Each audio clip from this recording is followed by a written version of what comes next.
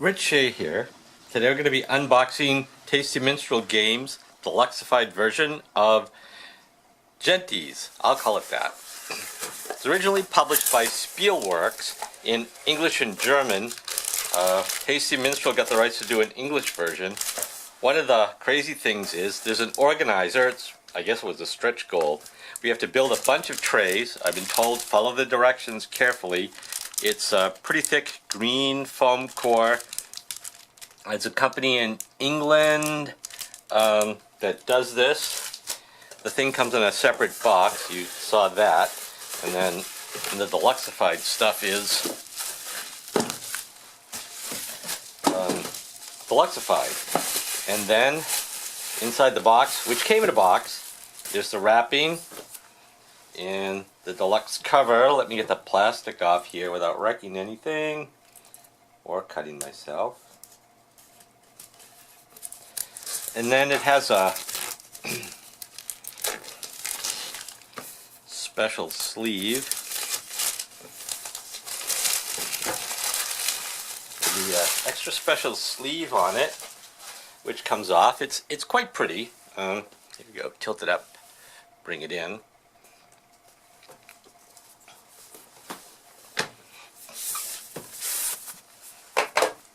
And then the box itself, with the hopefully you're not blinded by the metallic items. I've had a chance to play it the other night before, not my copy obviously, and it's quite a fun game. It's even better than I thought it would be.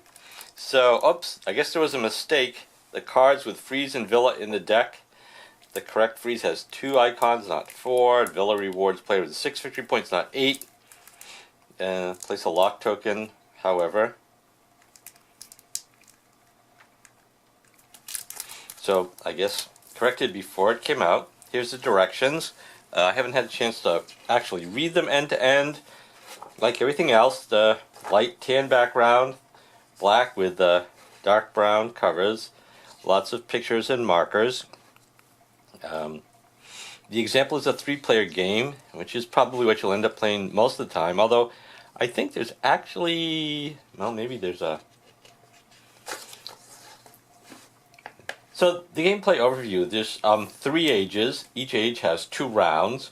The first 2, you're building up your civilization, and the third one, of course, that's all about bonus points. You take a tile. When you take a tile, that costs a time unit, and most tiles cost some other time units, and you only have so many time units in each turn. Building cities on the map and in your hometown, playing cards, taking cards that build up your civ, scoring bonuses for being the first person to get 8 cards out, have as many people as you possibly can, that's 18, or build all 6 of your city tokens. There's, at the end of each turn, there's a decline phase, start player determination, endgame scoring, activating cities and civilizations, 2-player rules. Oh, and there's solo rules, so there's modifications for 2 players in solo. It's, you know, like most Civ games, it's meant to be 3 players or 4 players most of the time. Additional notes. Then there's an expansion with new cities and other things. I have no idea, we didn't try that yet. Hometown actions and city benefits. So the game was designed by Stefan Risthaus, developed by a bunch of people, including Uli, who was, he's Spielworxx. And the original one had German and English, and here's a glossary of the civilization cards explaining what they all do, Era 1, Era 2, Era 3. Now, I guess I'm going to be busy. These are stickers. Front, back, a bunch of things. And you can see here's these are for victory points for accomplishing things. But let's get up closer. Here we go. So that's going to be no cost, 2 time tokens aside from the one for the actual tile itself. So it actually costs 3 time, 1 for the tile and then 2 more time tokens. Other ones, these have costs of 2 and only use 1. and 1, and that takes 2 time. So basically there's trade-offs between the cost of doing things and the amount of time that you use up doing it. Money turns out to be kind of tight also, so every once in a while I'm going to stop and tax everybody to get some more. And also, like in worker placement, the first person to get there gets their choice, and after they're gone, they're gone. This means that this tile is only in a 4-player game. This is in 3+ player games. There's actually this tile, which is only in 2-player and 4-player games. If it means wild, their cities come in 3 types, and that's any type you want. There's a 50 and 100. Each player gets one of these in case they go around the 49-point track again. All right. First player, build cards, take cards, recruit people. I believe most of these are the expansions, so I really don't know how they work yet. That's not too many stickers. Player boards, since it's a deluxe one, they're like have little reset things. An interesting thing in this is where your time tokens get, and this is when you run out. At the beginning of the game, these are locked, and you can unlock them through certain civilization builds. An interesting concept is there are 6 kinds of workers, but these tracks are mutually exclusive. This is a noble, that's a craftsperson. Once you have 3 nobles and 3 craftspersons, the only way to increase one of them is to decrease the other. And warriors versus traders, and priests versus philosophers. So you have to make trade-offs because the most people you can have is 18 no matter what you do. There's a space over here. You'll get cubes that you can do things with, about either trade them in to get people, trade them in to give you virtual people to qualify for cards, we'll talk about that later, or trade them in to be able to exchange people between different jobs. I think this is what happens during the heyday, that's the sunlight, and this is what happens during the decline, and I think these are victory points at the end. Oh. Alright, so well, each of the 4 players has their own color: green, brown, white, and blue. Here's the map board. The map board is 2-sided. One side, I think this side, are we back here? Alright. Victory point track, recruiting people, cities on the map that you can build. Only one person can be in each space. The different action things: building cities, first player, taxing, which is the one thing that's not tiles. Everybody can do it as much as they want, either 1 time for $4 or 2 times for $8. There are stackable multipliers, like this would let you double the taxation when you do it. This is play cards. This is take cards. This is a stack of victory points you get when you complete the build 8 cards, have 18 people, have all 6 of your cities out on the board. The civilization cards will be down here on the bottom. One of the things, both for civilization and recruiting, a unique aspect of this is, depending on the tile you took and how much you paid for the tile, you can recruit the cards that cost that or less. 1 card up to 8, then you could buy any of the cards. But if you want 2 cards, if you paid 3, 5, 6, 7, 8, 9, or 10, you can recruit 2 cards, any 2 from where you paid over. If you want 3 cards, if you paid 6, you can take the first 3 cards. If you paid 10, you can take 3 of the first 4 cards. And it works sort of similarly for recruiting people at this cost. And what happens is each of the 6 professions will be here in the market, and they have slightly different costs. When you buy one, it goes to the expensive part. So the values keep changing as players recruit people.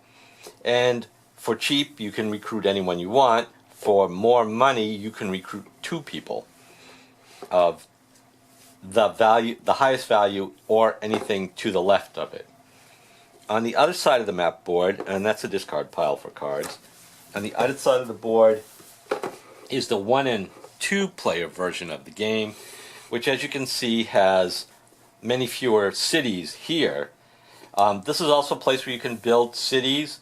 When you build them here, it gives you access to these special actions, okay, which would be a special take a card action that only costs 1 time. You don't actually place a tile on your thing. But only one of the people with a city here per turn is going to be able to actually take each of the actions, because then it gets blocked. That's a inexpensive dual recruit that only takes 1 time. That lets you, when you pay for a thing like this one, if you paid 8, it would cost you 8. Even if you only use the 6, you still have to pay 8.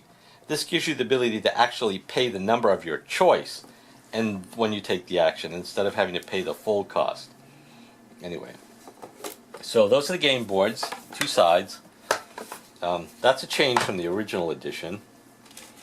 Okay, so let's go through all this wood. Now, this thing is really, in my opinion, ramped up pretty well. First of all, each of the players, the green player, you'll notice the little step pyramids. The blue player has things that look more like houses. The white player has little archy things on it. And there's 2 different things. This thin one, see the thin one? That's the victory point marker.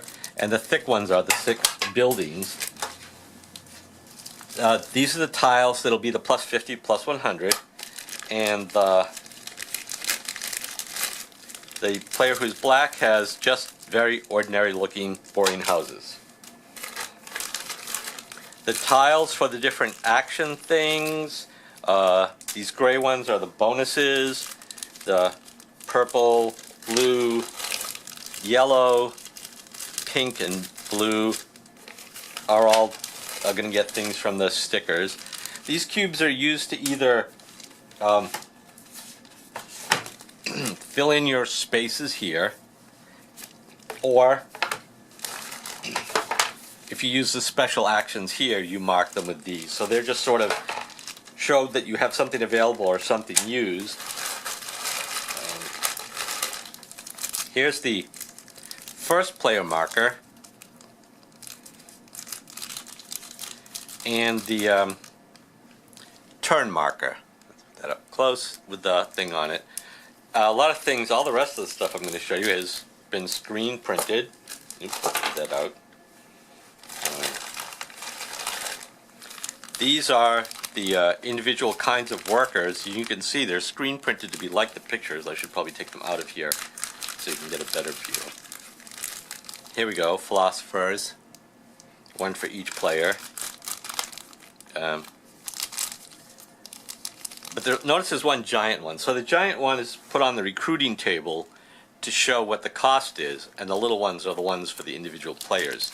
And that's true for each of them. Here's like the giant priest, and then the little priest to go on your table.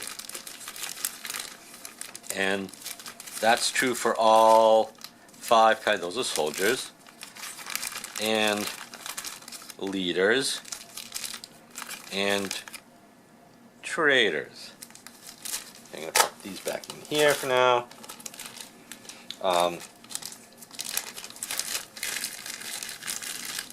There's more, I don't know, I think these are for the expansion. And those are for the expansion for sure.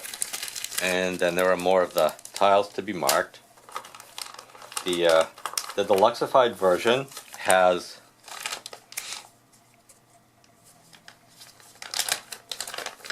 metal money, of course, because that's the nature of Deluxified. 1s, 5s, 10s. Frankly, there's an awful lot of money in the game, in the bags. It's a lot more than I saw on the board at any one time. Maybe we were just not playing as smart as we should have. Extra baggies, of course. And this, wow, that's really lovely. A beautiful bag. I don't know what goes in the bag. I think the expansion has things that you draw out. Then, the cards. Let's see if we can do this without making a mess. Yes. And then I'll have to get out the corrected ones, but... So they're marked with the error, error 1, error 2, error 3. So in error 1 and 2, they're about building up your civilization. The way the cards work is they have a name. They have a little symbol. There's 4 different symbols here that are like suits. I'll explain that in a minute. They might have a requirement for number and type of cities. This requires a trade city. Believe it or not, that's supposed to be a picture of a ship. It has a requirement for population, like you need 1 laborer and 3 priests in order to build an altar. And then it has an effect, which might include victory points, in this case getting a worker, and this has a permanent effect of once per day, because you put a cube on it to show it, you can pay 4 at a time and take a card. And of course you're limited to the cards that cost 4 or less, but you take the card action for a value of 4. Some just give you workers, but when you play it, when you build it, which is an action, you get 3 victory points, plus you pick one of the symbols. In this case there's only 1, but as you can see this card has 2, and you score 1 point for each of those symbols that you have out on other cards you've played.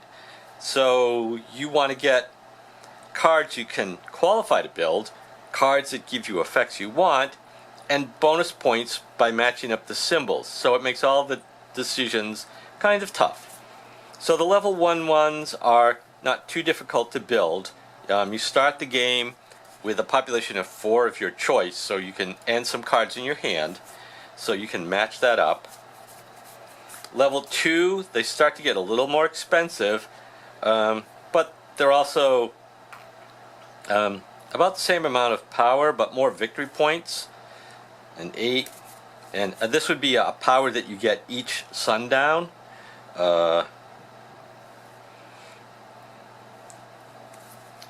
And this would be a power that takes one of the locks off your player board so that you can have more turns. You're going to get locks off every 2 turns. 1 lock comes off, so out of your 5 initial locks, 2 of them are going away during the course of the game. But that still leaves you with 3 you'd like to dump. And so you're always choosing what are the tough capabilities. Infinite things are capabilities that you just have, like in this case, whenever you take cards, you can spend the actual amount required, not the amount on the token. That's doing the same thing when you recruit people. When you get to age 3, they're mostly about getting a lot of victory points. You can get the unlocks, but they're also tougher to get. Your population is going to be much more constrained, and you might lose population when you do things. But, you know, instead of 3 or 5 or 8 points, it's 11 and 15. I think the biggest one, this one isn't a lot to start, but if you build it, you could have 2 turns where you score victory points for cities. And someone like the Colossus, you have to have 2 merchant cities before you can build it. So it's pretty tough, but you get an unlock and 11 points. And the guy, I think the biggest one is the assembly. You have to have your population thing full. You lose 2 population, but you get 18 points. Also notice that the green ones do not have those little symbols on the side, so they don't give you bonus points. Music school. Well, I guess music's important for your civilization. So that's those. At the end of each age, the cards go away and new ones come out for 2 turns. There's a lot of rules in the game, a lot of things going on, a lot of really tough decisions. I really enjoyed that aspect. You really gotta pay attention. I messed up a little bit because I grabbed a card. I really wanted that card and then didn't notice that it required 2 cities that I didn't have any of. So I had to madly build those cities so I didn't get penalized for holding the card at the end of the game and not being able to build it. So this is the Deluxified version. I guess there's a retail version coming out. I think it's a really good game. It's a Civ game. It does not have direct attacks in it. It doesn't have exploration. But you definitely feel like you're building a civilization, making tough trade-off choices, and keeping an eye on the other players. When you take a tile that somebody else wants, and I can't tell you how many times that happened, less to me, more to the guy right after me, because we were trying to do the same things, it feels more painful than having an invasion. So thanks for watching this unboxing. Hopefully it's not just going to make people who didn't get the Deluxified version feel bad. Remember, if you're going to a convention, the next couple of conventions like Origins, TMG might have a few versions of the Deluxified game available. I'd advise getting to their booth really early if you're going to be able to do that. Thanks for watching again, and watch for more of these. Bye for now.